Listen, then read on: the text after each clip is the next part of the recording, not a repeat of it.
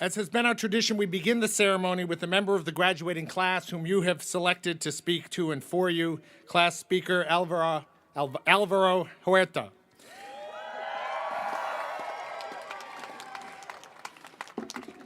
I knew I was going to get that wrong. Alvaro came to Stanford after earning a dual bachelor's degree at Yale in molecular biophysics and political science, a very common combination. Before law school, he spent 4 years working at the Coalition for Humane Immigrant Rights in Los Angeles. I will preserve anonymity, but one of his law school recommenders wrote, and I quote, "Alvaro is made to order for Stanford. He is extremely mature, a gifted and experienced leader, a writer of rare power." It's not supposed to evoke laughs. "And a young man who's set to do great things in the coming years. Alvaro Huerta has all the qualifications, just the right work ethic, and more than enough brains to be one of the most important public figures in the United States in the coming decades." And so far, so good. A leader in his class during his 3 years here. He's headed off to clerk next year for Judge Harry Pragerson on the U.S. Court of Appeals for the Ninth Circuit.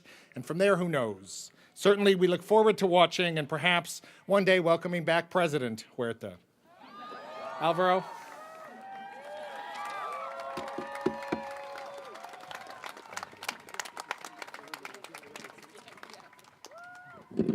Gotta lower this. Thank you, Dean Kramer. I'm speechless. I'm without speech. Friends, family, faculty, staff, and students, you can't handle the truth. The truth is, since I didn't have an introduction as of about 3 minutes ago, I decided to practice my Jack Nicholson. Actually, for those of you who know me as a very silly person, prepared to be amazed, because I'm going to be very serious today. On behalf of the class of 2010, I want to say thank you. Thank you to the faculty for your guidance, for teaching us how to think like lawyers, and for your friendship outside of the classroom. Thank you to the administration and staff for supporting all of our endeavors, for helping us get grants, loans, and transcripts, for ensuring that student activities went off as planned.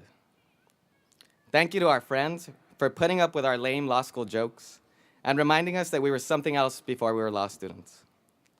And most importantly, thank you to our families for supporting us through these last 3 years and long before that. I'd like to acknowledge my own family, my brothers and sisters, especially my parents, and they're actually really easy to spot because they brought a big picture of me. But I also invite all my classmates to hopefully they found their family and friends in the crowd. And to hopefully you've also acknowledged your family and friends. To my family, muchísimas gracias, Mom and Dad, por su apoyo todos estos años, and for struggling so hard and sacrificing so much for me to be able to stand here today.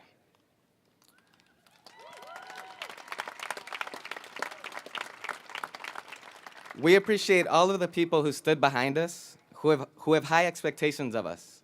We hope we have made you proud today. The class of 2010 is about 200 students strong, from all over the country and the globe.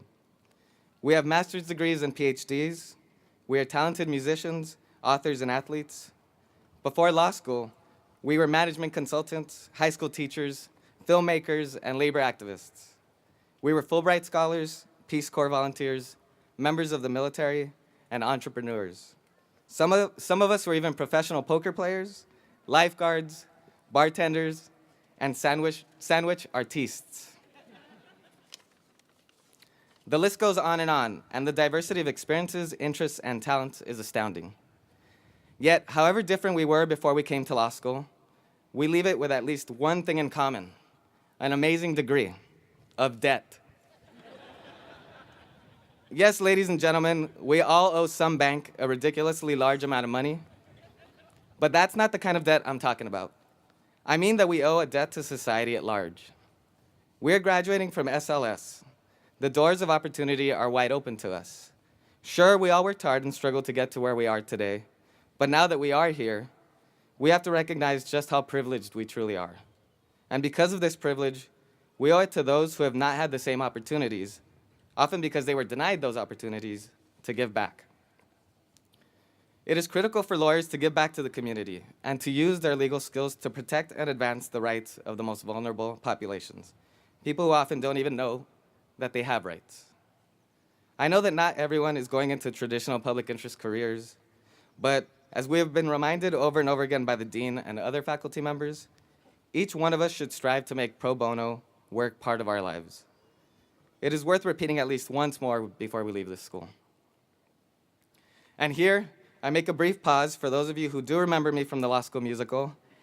This is your chance to exact some revenge. Anyone who wants to shout boring or get up on the stage is welcome at this time.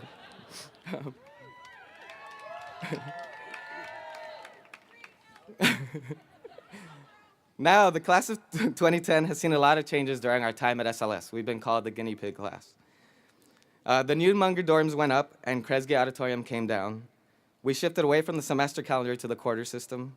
We had a critical mass of students opt out of numerical grades during 1 L year, ushering in grade reform at the school.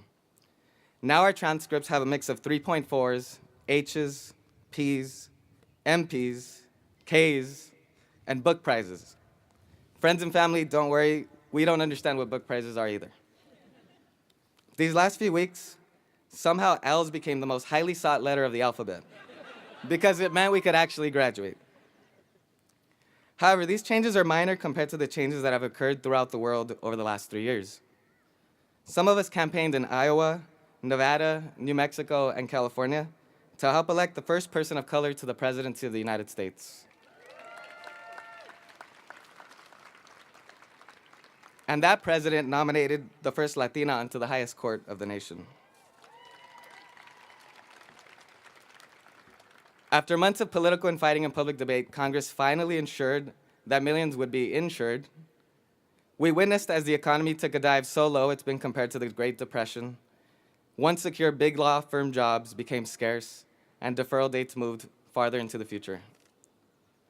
Frustration with our national government and persistent xenophobia coalesced in places like Arizona, where a newly signed law will inevitably lead to increased racial profiling of people who look illegal.